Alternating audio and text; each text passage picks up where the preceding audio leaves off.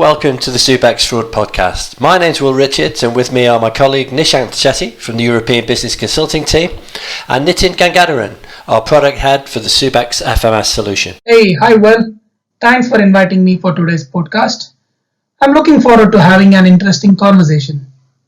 Same here, Will. Absolutely a pleasure to join you guys for today's podcast and look forward to discuss, I think, a very important topic, which is device and handset frauds, which operators are facing today. So, gents, I think if we're looking at the smartphone area, the big news over the last couple of weeks has been the launch of the iPhone 12 in the UK. We've had the iPhone 12 and 12 Pro launch last week, with the Mini and Pro Max versions looking to launch next week. As far as pricing goes, we're looking at a starting price of £699 for the Mini, moving up to nearly £1,300 for if you want the Pro Max model. And so we've got quite an international group today. So Nitin, I know you're in the US, and Nishanth, you're in the Netherlands. So how does that pricing compare to your market? You are absolutely right, Will. I think it looks like there is an iPhone at every price point this year. Starting from around $399 for the iPhone SE, going all the way till $1,400 for the fully loaded iPhone Pro Max. And the catch over there is that even at that price point, it comes without a charger, so we can expect customers spending additional dollars on top of that for additional accessories. And taking that price point all the way maybe as high as $1,500. So, how is it positioned in Netherlands, Nishanth? Well, Nithin, I understand the prices of iPhone are much expensive here in the Netherlands when compared to the US, but I did not imagine it to be as high as 35%. For example, the same iPhone SE2, it's priced about 500 euros here in the Netherlands, and if I have to compare the price of iPhone 12 Pro Max, it's about 1600 odd euros here in the Netherlands. Which is roughly about $1,900 US, which again is $500 more expensive than the ones that we get in US. So based on those observations, it would appear that the price of handsets is still increasing. So no wonder why they're such an attractive proposition to fraudsters. Nishanth, I believe you've recently written a paper on handset fraud.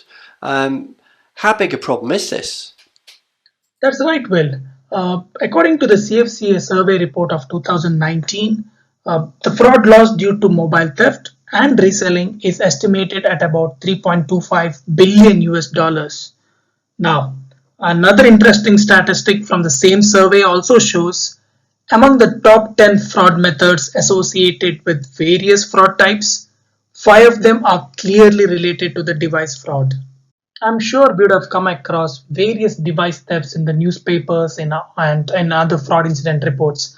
Now, one such incident from 2019, in the mid 2019, was from the US. I'm sure, Nithin, you would have read about this particular device theft in most of the newspapers, where a fraud gang were indicted for their part in $19 million phone fraud related to the stolen devices, especially the iPhones. The fraud loss due to device sales will continue to increase in the years, right? Especially given the current circumstances where the contribution of the device sales to an operator's revenue is significantly higher, especially in the markets of the Northern America and Europe. At an average, an operator makes up to 12% of its revenue by selling these devices. And in certain cases, especially in the Northern America, we have seen where the device sales contribute up to 22% of its overall revenue. So with this increasing sales, if the fraud is not controlled, the overall fraud loss to the operator would be significantly higher, right? Another major concern to the operator, apart from the financial loss, is also the negative brand image that is caused because of the bad customer experience from scenarios of account takeovers or any other aspects of it. So now every operator would prefer to save their revenues rather than the loss being written off as a bad debt in their annual reports. What do you feel are the challenges that are faced by the operators to combat this fraud and prevent it from happening, or at least keep these losses to the minimal? Yes, Nishanth, I think to understand the challenges, we need to first look at the problem from the perspective of the process, the people and the systems. So when we're talking about the process in respect to handset fraud, we're essentially covering the end-to-end fulfillment process, so from a customer placing an order to the goods being received. At the front end of this process, we have the application and onboarding for new subscribers, and obviously for existing customers, we need to also consider the upgrade processes. As these are essentially all sales processes, the primary focus when developing them is largely based on ensuring an excellent customer experience, so they need to be as flexible and frictionless as possible. When I say flexible, this may include the choice of how I apply for service, so whether I want to go in store, make my application over the phone, or maybe via one of the digital channels. It may also encompass the way I purchase the device, over what time period, what payment method I use, or when and where I want to collect or have the devices delivered to. And as part of the frictionless aspect of the process, it's going to be designed to be as simple and quick as possible.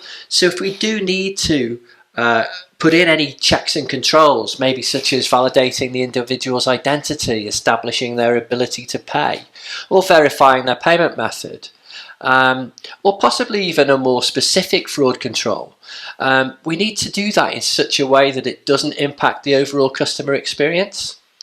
So in trying to provide this positive customer experience, largely to drive sales, the operators created a highly complex set of processes, and within this complexity comes an opportunity for fraudsters to identify weaknesses in the process so they can exploit them. These opportunities unfortunately have been increased by the impact of COVID, which has meant operators having to adapt some of their existing policies and controls to try to fit in with what we're calling the new normal. But as well as understanding these processes, we also need to consider the human factor. That's right, Will. Human factor is one of the biggest challenges that the operators face today. I'm sure we'll all agree that from a business perspective, our people can be our greatest asset. But unfortunately, sometimes they also are the greatest risk for a business. For instance, if we look at the onboarding or the upgrade process, our people play a very key role, whether that be in a retail outlet or as part of the customer. In both these settings, the primary purpose of the role is to support the business in achieving its targets and also to maximize the value of each sales. And as you rightfully mentioned, Will, to achieve this, the employee will want to make sure that the customer faces or the customer experiences a very frictionless and painless journey of onboarding. Additionally, it's also worth noting that in many of these instances, the employee will have a personal motivation, whether that be to achieve his or her own target or to maximize the commissions that they get. While these individuals may do an excellent job in selling these devices, it is imperative that they also support in protecting the business. So, while trying to provide the customer the best experience, what can help these salespeople to be decisive is to be fully trained in identifying these suspicious behaviors and flags. In many scenarios, the fraudsters will try to manipulate the employee into circumventing certain policies. Some of these instances are, say, overriding the credit vetting checks, or it could also be ignoring inconsistencies during security checks, or it could also be allowing changes to the delivery policies. For employees and operators, COVID has added further complications, with operators now having to modify their operating models and their business process. For instance, in one of the Western European operators, due to COVID, they had to modify the delivery process, especially for the enterprise customers. So, since the offices were shut, the modified policy meant the device could now be delivered at an alternative address. Now, fraudsters took full advantage of this updated policy to commit fraud and significant loss to the operators. I believe technology also poses a great challenge. Nithin, in your opinion, what are the key challenges around the technology? You're right, Nishanta. I think technology comes with its own challenges, right? And the primary problem that we're dealing over here is siloed systems, right? And this basically means that there are multiple management of policies and human elements that has to come together across these siloed systems, right? And by siloed systems, I mean there is one system that handles your digital transactions, there's another system that handles your call center transactions, and there's another system that handles your, let's say, retail point of sale transactions, right? And it is a fact that even though there is digital transformation projects happening and the manual interventions are going down, there are still edge cases where high manual intervention is required. And with this changing economy of working from home, that has not really helped that cause, right? The second aspect of this, especially related to technology, has been the quality of the data, and in certain aspects, the availability of the data itself, right?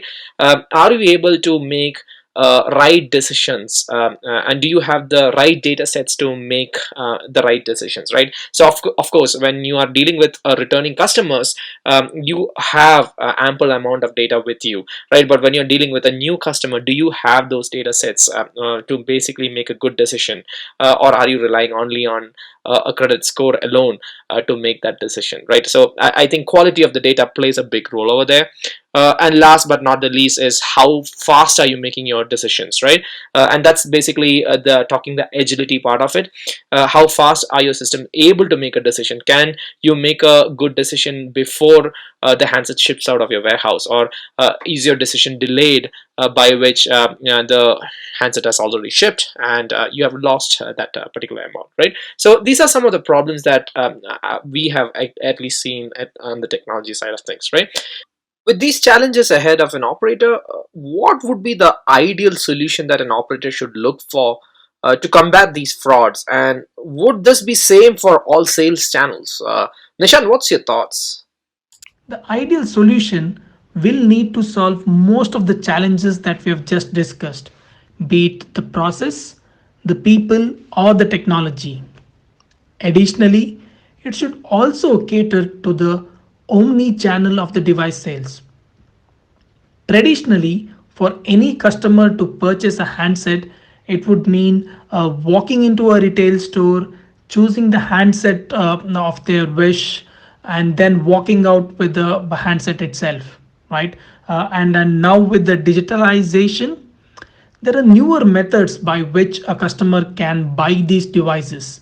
It could simply be downloading the mobile app or going through the web portal of the operator itself, right? And for those people who want to avoid the hassle of keying in the details, a simpler way is by calling the customer sales channel.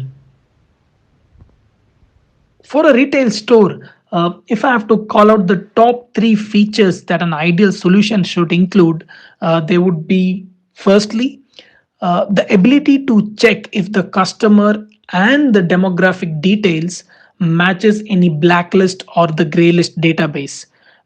This could be done by performing various kind of checks. It could be the exact match of the strings, the substring match, or it could be further the complex kind of matches, including the fuzzy or the phonetic kind of matches, right? The second one is the ability to verify the authenticity of the ID or the government proof that the customer has submitted, right? A third, and in my opinion, the most important one is the biometric verification capability.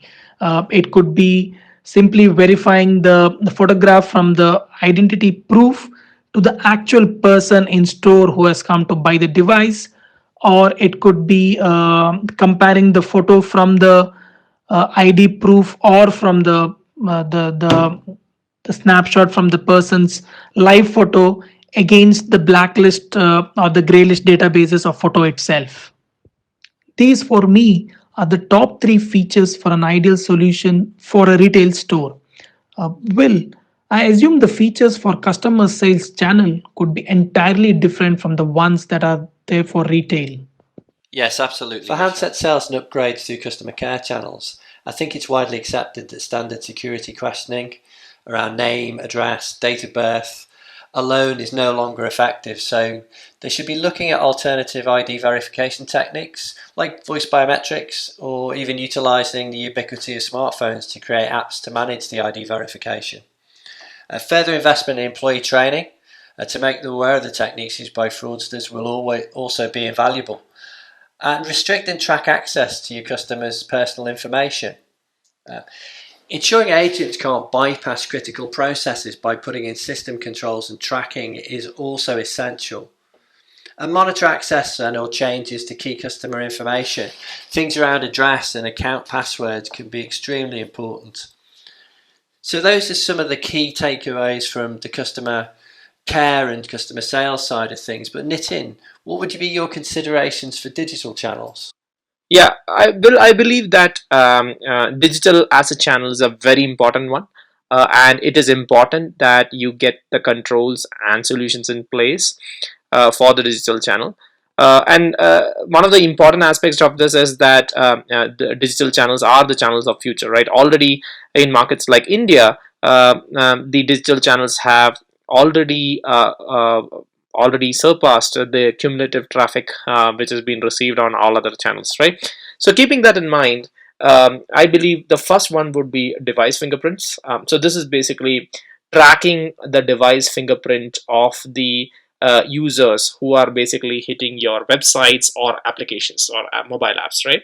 And ensuring that you are basically able to track them when they are coming again or doing any fraudulent activity, right? So I think that's one important aspect of it. The second one would be real-time scoring, right? By real-time scoring is basically have APIs and streaming mechanisms in place where as and when the transaction is happening, you are able to assess the risk score of that transaction and then make a decision whether this is a good transaction or a bad transaction, and block those transactions in real time, right?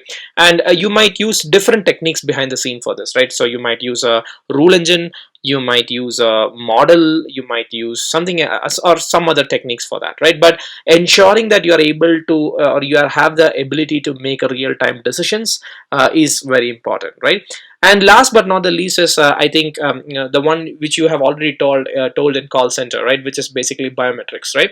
I believe biometrics is going to have some challenges, especially to do with some data rights and things like that. But validating the identity of the customer who is basically doing this transaction in the digital channels is very important. And I believe as we move forward, biometrics is going to play a very important role over there, right? So these are things like how face matching can be used to validate, let's say, is it the right person who is basically submitting the document. So to conclude, I believe to get digital right, you need to be able to have, or you need to have an ability to make real-time decisions, and to make those real-time decisions you would need to augment the data that is readily available with you, right? I think if you get this two right, you have a good chance that you will get digital right. Thank you, Nitin, and also thanks to Nishanth for sharing your views and time today. Great conversation, guys. In summary, revenues from handset and device sales will continue to be an important area for operators. However, it will also remain a highly attractive area for fraudsters. To effectively protect themselves and their customers from fraud in an increasingly changing environment, operators should continue to investigate new technologies and approaches to ensure they effectively mitigate the significant risks associated to handset fraud. Thank you for listening.